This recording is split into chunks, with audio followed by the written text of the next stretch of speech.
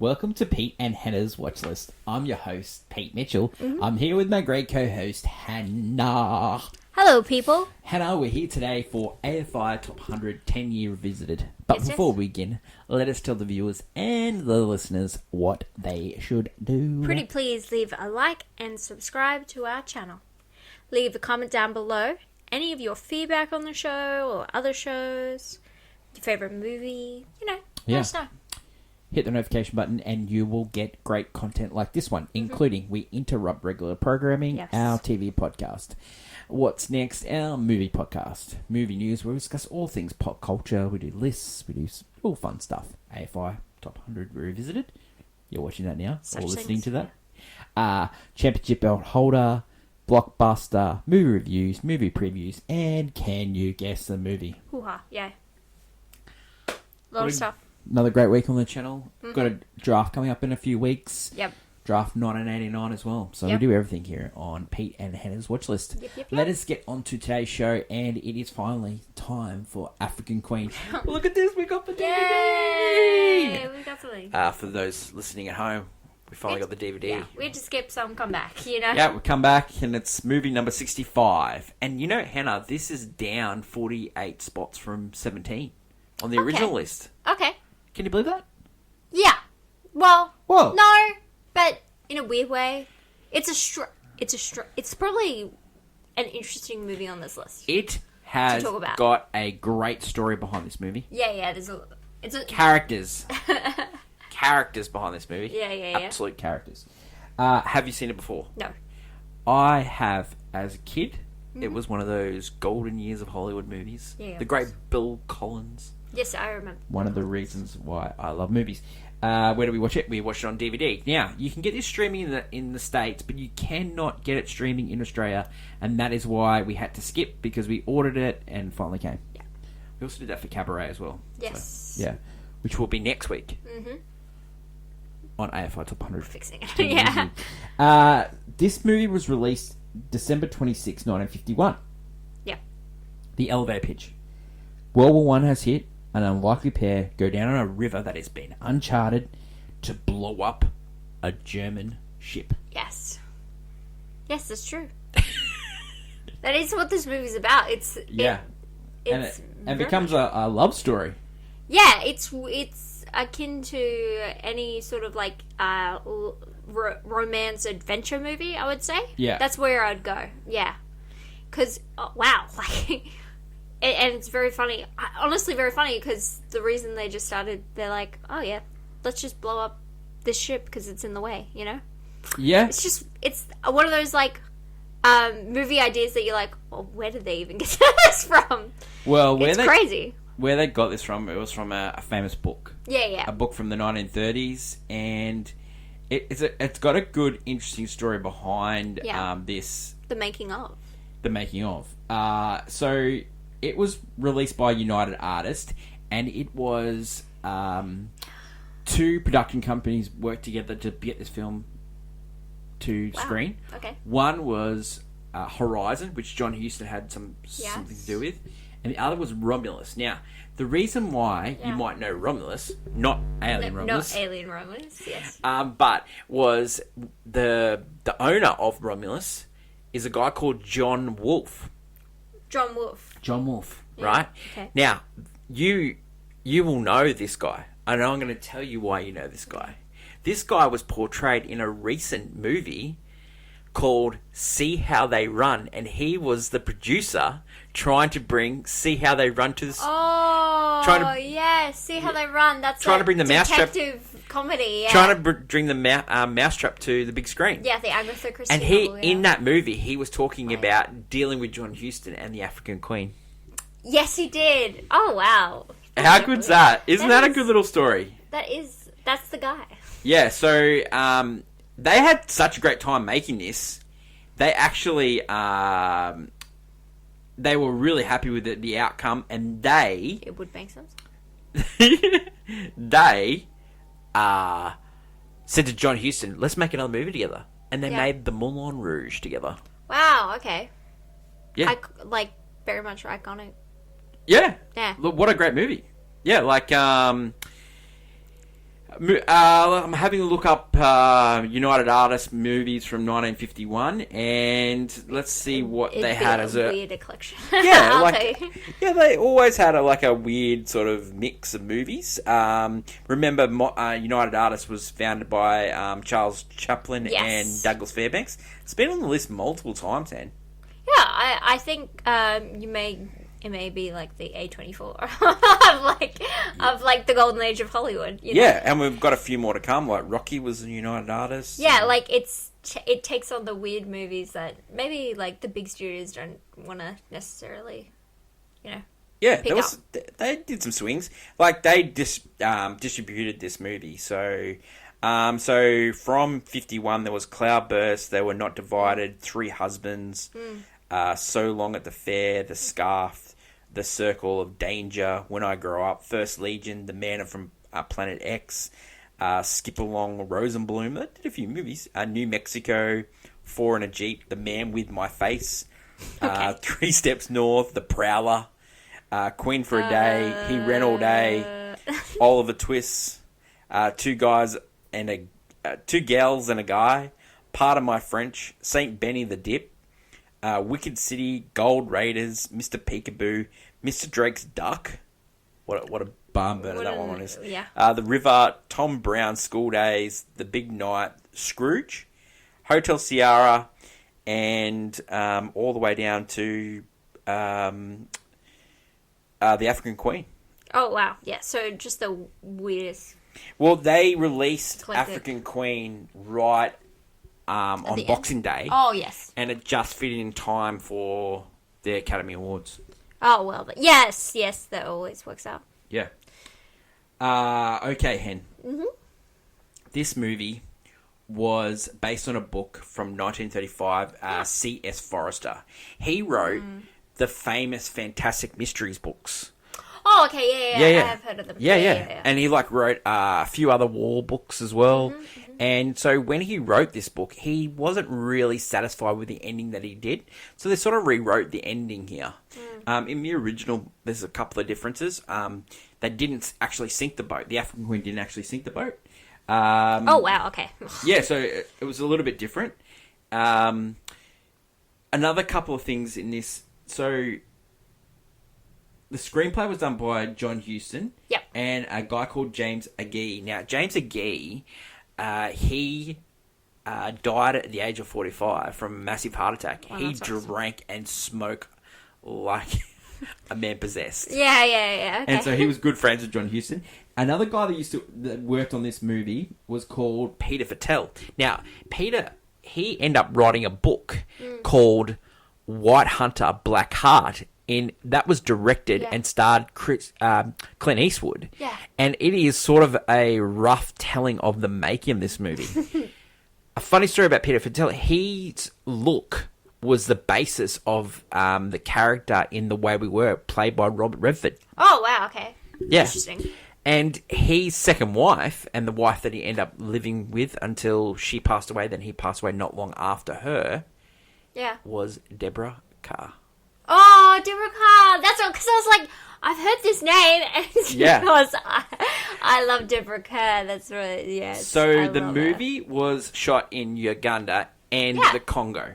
Originally, it was going to be shot just in the Uganda, but John Huston was down there, and he goes, "Oh, this Congo place is good." So he wanted a different vacation spot. 50% was shot down here. 50% was shot on sound stages in England. Most of the cast and the crew got sick, except for Huston and Bogart. Why do you think Huston and Bogart didn't get sick? Because they were drinking. I don't know. Yep, they drank alcohol the entire time. They did not drink water. I would. And Katharine Hepburn. The water. Yeah. So Katharine Hepburn made it a point to drink only water because she was appalled by the amount of drinking that Hope from Bogart and Justin hosted. And so she got a really bad case of dysentery, and she got so sick they had like a bucket to the side so she could visit all the time. Wow, iconic. And so him, Huston and Bogart just like drank like fishes and butted heads, and it's sort of shown in the movie White Hunter, Black Heart. Yeah. Houston would go for days hunting. One time, because Katharine Hepburn didn't like hunting, so she wanted to go along one time. And then what happened, and this is talked about in her memoirs, she went along hunting, and there was a stampede of elephants, and John Huston realised, oh my God, I could be the person that kills Kate Hepburn. You're not coming on any more hunts, Kate.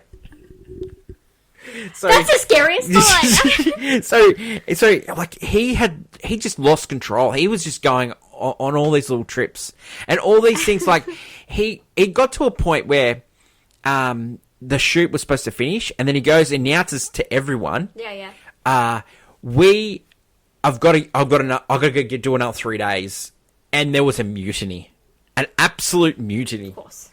So he really wanted to do these 3 days. So he said to Humphrey Bogart, look, we're going to do this. And Humphrey Bogart goes, there's going to be mutiny. He was so furious. The crew was furious. He tried to appease everyone. He tried to rouse the team of spirit.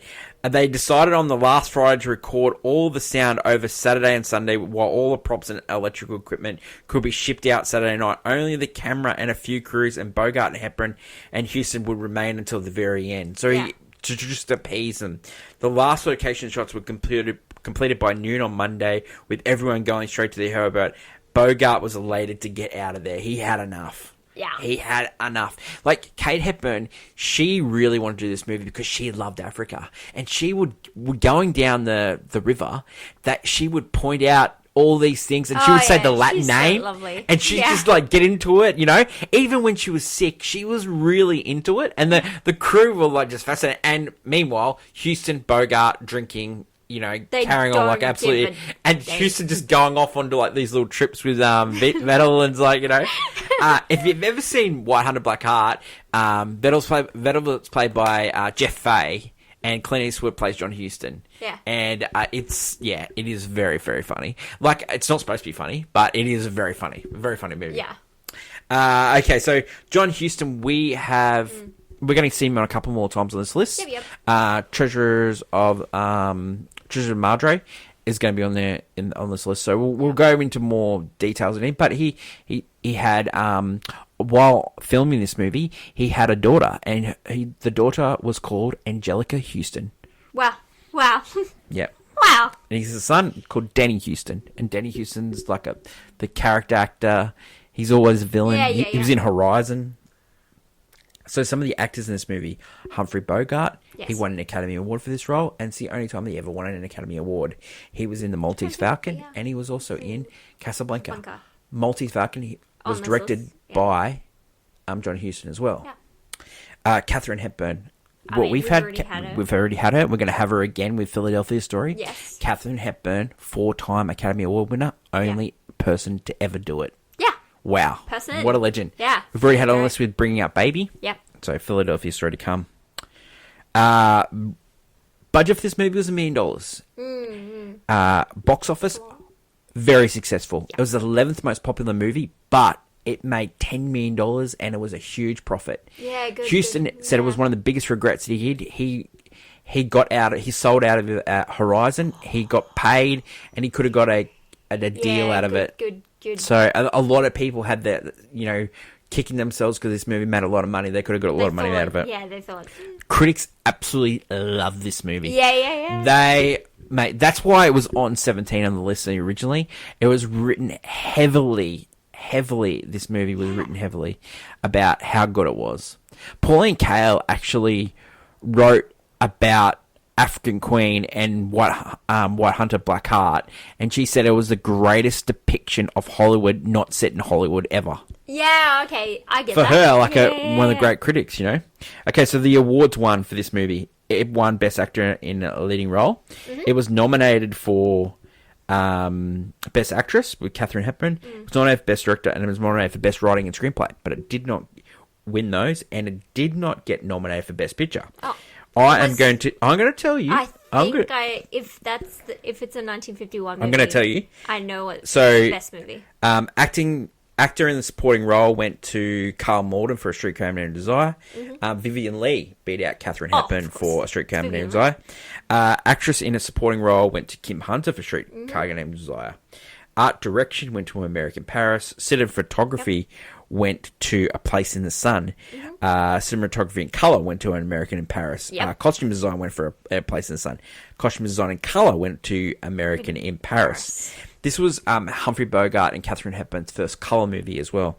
Directing, so George Stevens for A Place in the Sun beat out Vincent Minnelli for An American in Paris, and also beat out John Huston for African Queen.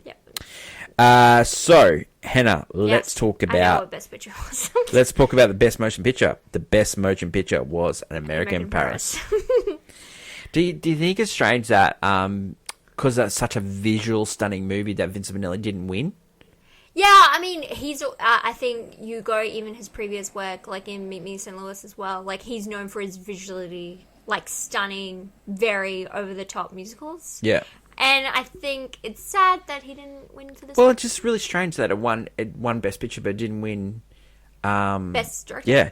And another thing is... I will say also, because there are some moments in American Paris, like, we're talking about the last dance sequence, which is just incredible. Yeah. And, shocking. I was stunned when I was reading that African Queen wasn't nominated for Best Picture. And the nominees are A Place in the Sun, so they won a lot of awards. But Streetcar Named Desire, that's fine, won a lot of awards. But the other two, Decision Before Dawn and Quo Vadis. Oh, not bad. So, you're very strange, you know? So, Academy African Awards Queen, always strikes... Yeah, maybe should have been on that list. I don't think it would have won. Yeah. Against American Paris. It's just something... There's something different about the movie that's a lot more, like, Hollywood, you know. Hollywood. I would say... Of the awards, I think it won the right award. I think I was very surprised. Marlon Brando, the best actor. Yeah, it beat. It's weird, but yeah, I would say Gene Kelly didn't get nominated, but Marlon Brando, everyone else won, but he didn't win for Streetcar Named Desire. So yeah, he's also. I know that she wouldn't have won, but Katharine Hepburn's probably better than Humphrey Bogart is in this movie. Yeah, but Vivian Leigh. Yeah, no, she wasn't like Vivian Leigh. Sometimes, yeah. I love. Yeah. She's also a very good actress. Reaction to this film recently: Rotten Tomatoes 96, Letterboxd 3.7, IMDb 7.7. Yep. This movie written about it's being used in films. Jungle Cruise, Walt Disney he used it as a basis, some of the ideas, and they met the recent movie. Jungle Cruise has a very, it's very like Dwayne Johnson's outfits are all based on Humphrey Bogart's outfits. He like any movie where it's like I say the action romance genre, I think it thrives from this originally. Yep. So any movie where you have two like really good actors working together and it's just them two against the forces of nature. Yeah, like, love it. That's what it is. Yeah. Every Thursday on Movie News, we do a segment called Clickbait. This week, we talked about the great elevator scenes. Let us talk about the clickbait of Hottie Hot takes for African Queen. I'm going to go first. Yeah. The author, one of the big changes from the book was that he wrote that this movie was based in World War One, that the Germany and England war, they actually didn't want to go to war. Yeah. It was a thing of circumstances that it went to war. Yeah. And so he tried to write with nuance that no one was evil, no one was saying... And so my clickbait is wars are not talked about like that anymore. It's either good or bad. There's no nuance. And so this movie, there's no nuance in this movie. Like it's good or bad. But like a fact that someone wrote a book and then they based a movie on that book with like such nuance about movies, they wouldn't do that these days. No. It's black and white. Yeah. Because people have made up their even though this movie is made in colour. Yes, really funny. A lot of people have made up. Well, of course, because it's set in stone. And it's one of the big changes. So the two changes we already talked about: the fact that they didn't blow up the ship, and the fact that the Germans were thought of as just a reluctant, reluctant into the war, and Britain was actually reluctant in the war as well. Like it was written that way. Yes. But this movie portrays it as, it's obvious Germans we don't like. For you, Hen? It was just a clear indication while watching this movie that Katharine Hepburn is probably one of the greatest actresses of all time. Well, I mean, she's got the credentials to prove it, but also it's just... Well, she does serious, she does slapstick, comedy. She does, comedy. Comedy and bringing up babies. She's so funny. Yeah, she does slapstick, and she does just like comedic timing, her quality, her cadence. She's got a great dry wit, but she's also got slapstick. She's got that, and then the romance in this, it's an underrated thing in this movie. Without her, there is nothing going on because Humphrey Bogart is drunk. Look, he's drunk, but also I get he's like Humphrey Bogart's always been like that kind of like, oh, hey dog expression, you feel sorry for the guy a lot of the time, and he has that in Casablanca, which we'll talk about later down the track. But yeah, he's got that thing going on, it's that Humphrey Bogart in him, and he's all right. But you need to have someone of such great prowess to bring something out. He was because I'm gonna let you know, I believe in the romance because Katharine Hepburn was bringing it. She was ogling him. She was and there were she was growing affection for him as time went on, and it's most actresses can't actually portray that. And it falls flat. Just to tell you a story behind the scenes, Lauren Bacall was he brought her along. Yes. She was the big glue that kept this thing together, and Katharine Hepburn and Lauren Bacall from this movie became a lifelong friends, and they were lifelong friends until Katharine Hepburn's death. And I think the love of her love for Lauren Bacall came out in the love for Humphrey Bogart. Actually, I think she could see the love that Lauren Bacall had loved Humphrey Bogart, and I think that played a part. But also, another thing is Katharine was just that Humphrey Bogart wasn't the first choice for this role. David Niven was one of the choices. Charles Mason. Oh, of course. Charles Mason was, and Katharine Hepburn won the role because Bette Davis got pregnant. So that could have been happens a lot in Hollywood. That could have been a way different movie. Hey, Bette Davis and Charles Mason, Wow, no, that's a different movie. That is a different movie, isn't it? Yeah, but I will say Katharine Hepburn, she gave something to this movie that wouldn't be there without. And also, another thing is just both these actors really showcase, there's only the two of them on screen for this entire movie. Oh, there's a scene at the start. There's a couple of Germans at the end. There's a middle. There's a middle where you just see some guys. But the whole movie falls apart if these two don't work. And they work. Yeah. They're charming. Do you think it's more fluke than planned? You mean? Well, I don't know. I don't know if they planned that these two were actually going to like each other. No, it works. Chemistry, especially back in Hollywood, it didn't matter about chemistry between actors. What mattered was the actor. And I know, I've seen all of these movies. But I find that they're both charming in their respective fields enough, especially Catherine. Yeah. Because she pulls you in. You're so enamored with her that you can oversee. I don't really like Spencer Tracy all that much. As in funny wise. To me, it was never really funny or that good. But Catherine, she's that great that she overtakes him, This movie, I really think that this movie is one of the greatest examples of it doesn't work without these two. It just doesn't work. It is a dead set twofer.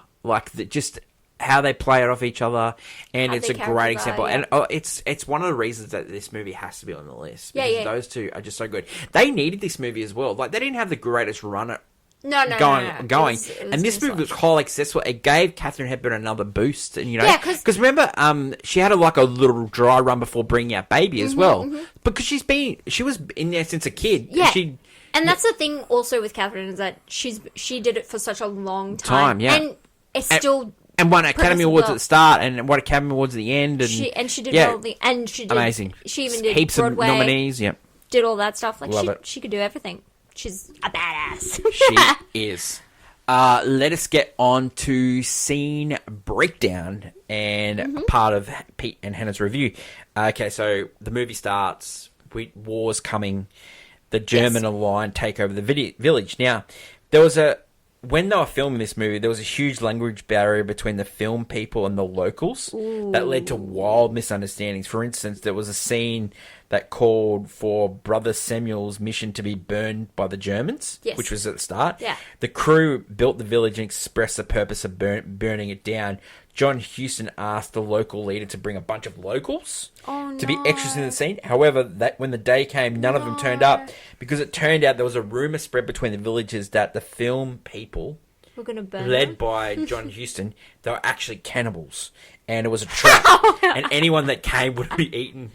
Wow, spread misinformation. Yeah. I love that. So I thought they were gonna say something else. I was like, whoa, because they're burning villages down. So, Rose. Yep. Her was it a partner or an offsider at the start? A brother character. I don't know. So because they're running the village. Right? Yeah, mission, yeah. I think he's called the brother. I think. Yeah. And Humphrey Bogart characters. So the one that brings the mail. Yeah. The one that and brings, it goes. supplies. This could be the last time I could come because the war's hit, so it's going to be hard to come. Yeah. Get in and out. Yeah. Like it's not happening. And then so the village comes. He gets hit, and then so he loses all will to live, and he passes on. Yeah, and then so he comes back, and he says, "The only way you're going to get out is you're going to go with me. Yeah, you're going to be stuck here." So that's when Catherine Hepburn's character Rose decides to join. Yeah, so Charlie and Rose go on the trip, and she's like doesn't want to go, and then she's on the boat, and then they start talking, and then she comes up with this plan. Yeah, she's going to come plan to take down Germany single-handedly. She's like, so the only way out is through this way, which the Germans are guarding.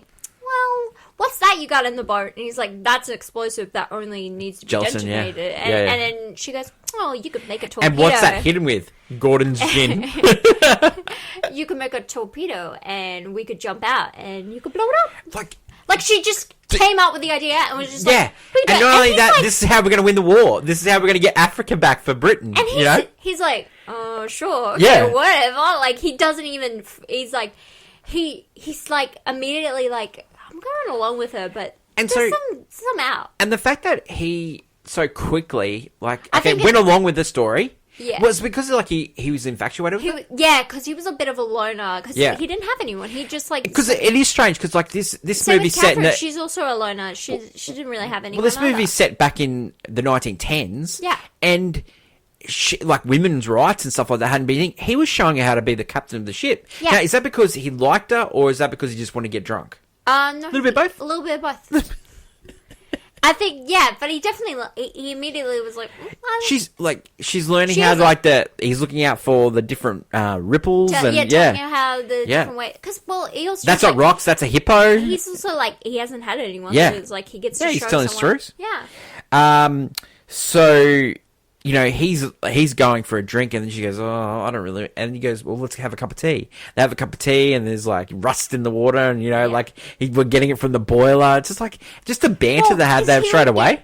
When he would make his gin, he would take the water from the actual river and then put gin in it, and he was like, just drinking that, and she was, oh. And so they go for, a dip, and, he's... bathing and she's bathing, and then she's struggling to get back onto the boat, and then he has to help her. Oh, don't look. And then she's secluded on one part of the boat under the canopy, and he's sleeping just with a blanket, and then it starts to rain, and then he's all shivering and cold, and he's going in there, and then he goes in to see Rose, and he goes, Mr. Older. Well, he kind of just went in there and looked straight at her. She's like, what are you doing? Get out of here. And then when she realized it's raining, she's like, oh no, you can come back. Yeah. You can... And so the next day, he's woke up with a hangover, and then he has a hair of the dog. And then he starts to realize, oh, what are we doing here?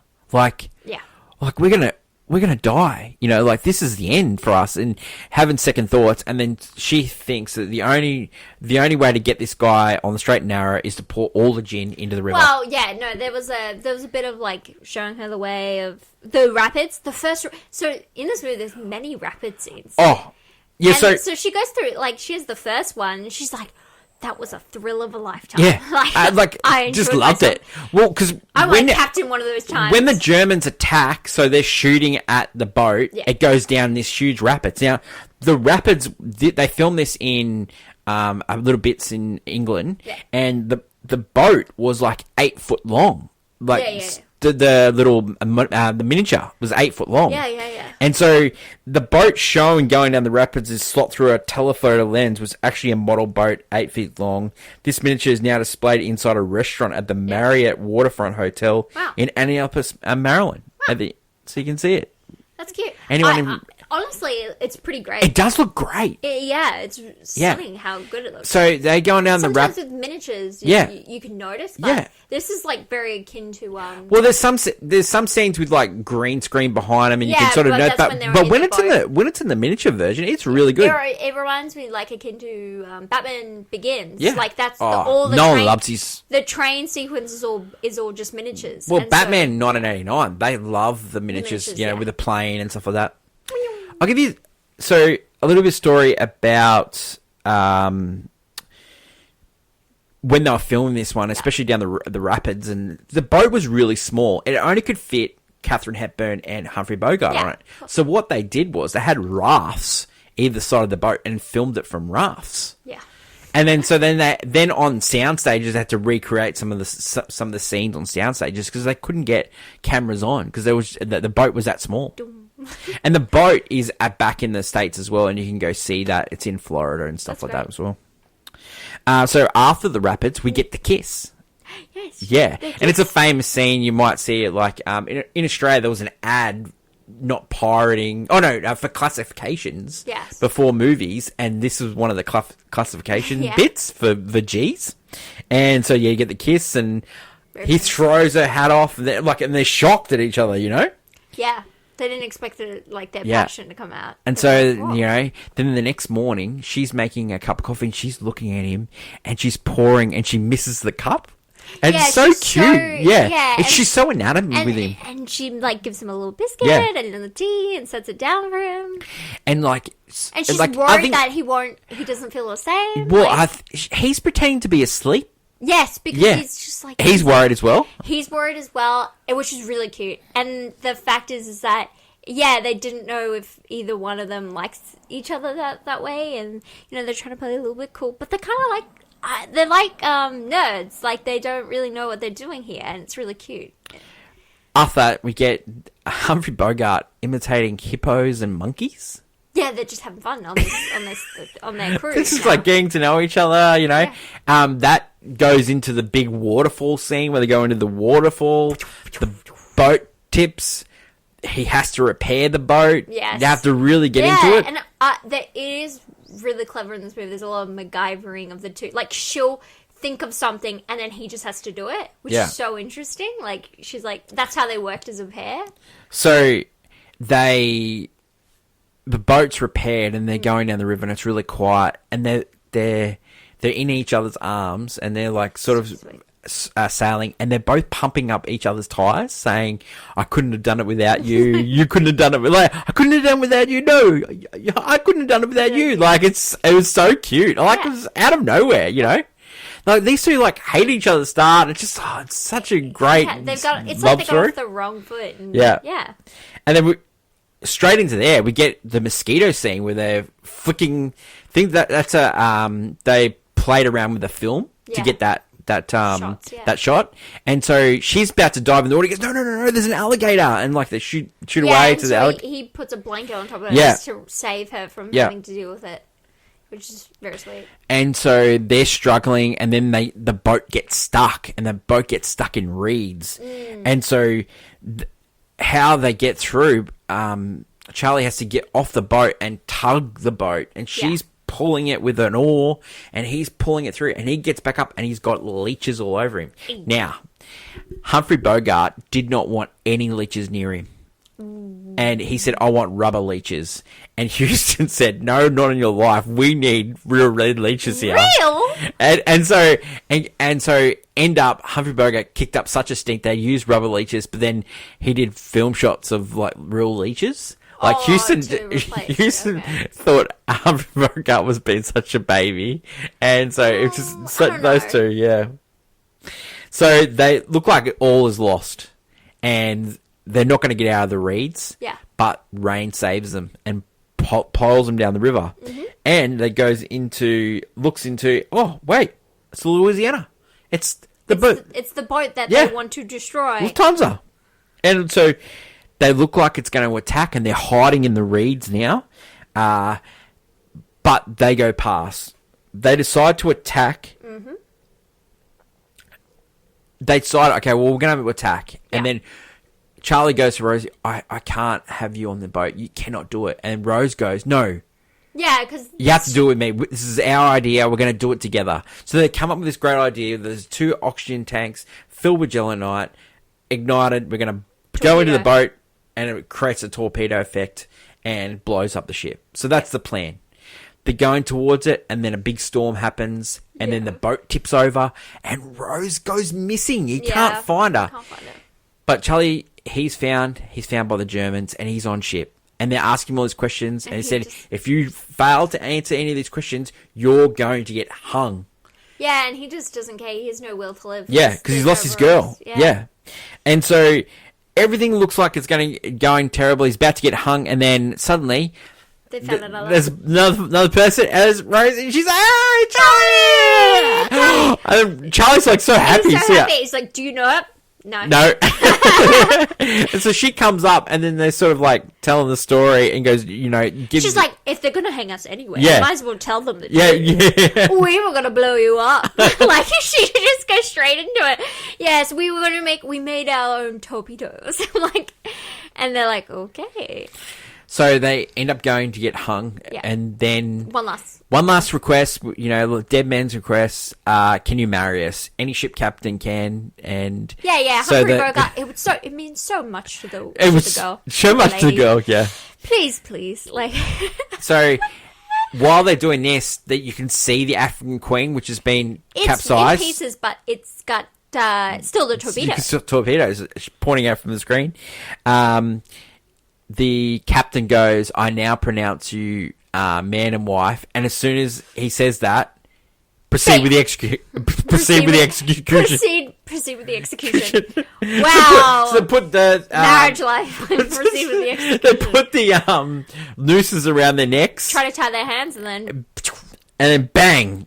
And the Queen does its job, and then they blow up the ship, and the Germans are off the boat, and then the boys. Charlie and Rosie are there, and they're floating backwards, and then Charlie starts singing a song, and Yeah, they go, how do you feel, Mrs. Yeah. It's like they're just cute and happy. They're like, oh, which way is the way we're going? And they're just happy going off together, and it just ends beautifully. That's the end. It's Reasons to see this one, Hen. It's actually a really joyful time. It is. It's really fun. Katharine Hepburn is so funny in this movie. She cracks me up. Oh, And that scene with the Germans, Yeah, funny. yeah. Very funny. She's great. Brutally honest, even to the last, she Yeah. does not care. She's so happy. She's like, I've got a guy. I'm like, reasons not to see this? no, I don't really have a reason not to.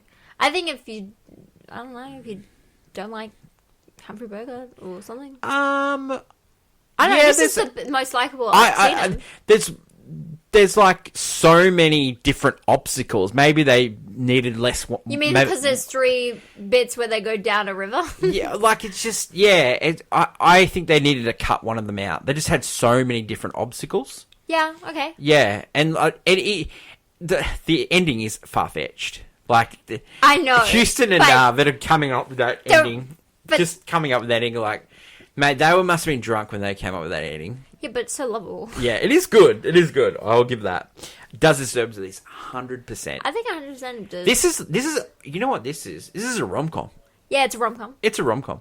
You don't get many of these on this list. No, you don't. Well, Philadelphia Story. Philadelphia Story and Bringing Up Baby. Yeah. So if Katharine Hepburn's there. Yeah.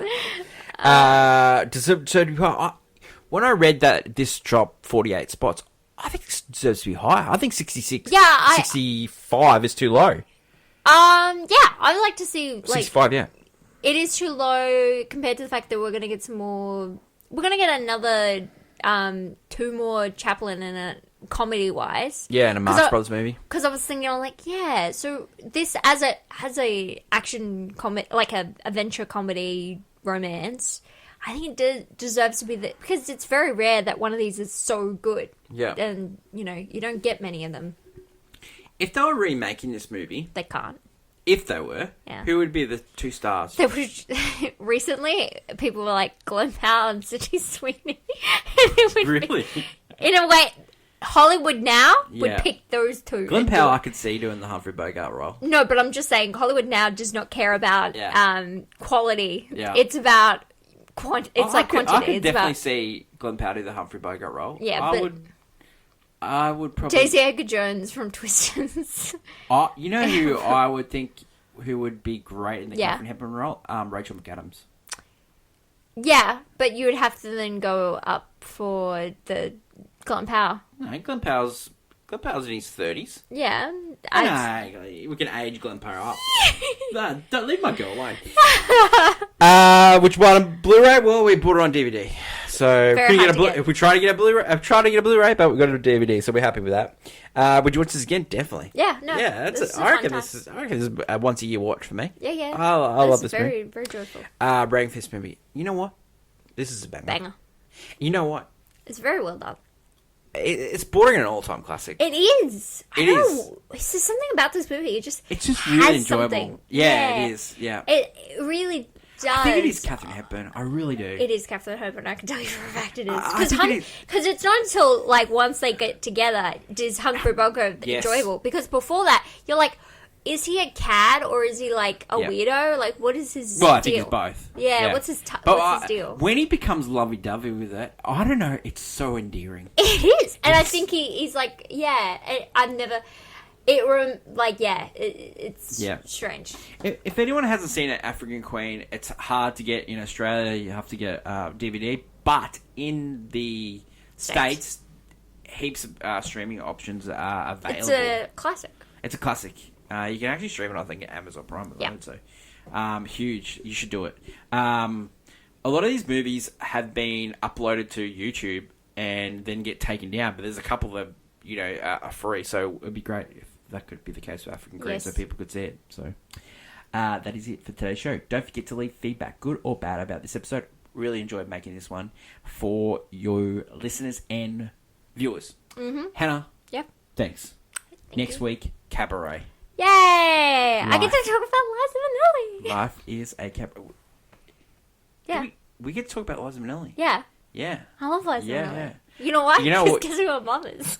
Yeah, and we get to talk We about can talk about her her mum later on. with Liza. You know what else we get to talk about with Liza Bob Minnelli? Fosse? Well, no, Liza... Oh, you want to talk about Peter Allen? You know. Australia's own. The boy from Oz. That will be good. I'm going to enjoy next week. Oh, I want to bring it back to Minnelli. Oh, no, we're going to talk about Minnelli. We're going to talk about Minnelli. Ooh, it's going to be good. That is it for today's show. Long live cinema. Until we meet again, it's bye for now. Bye.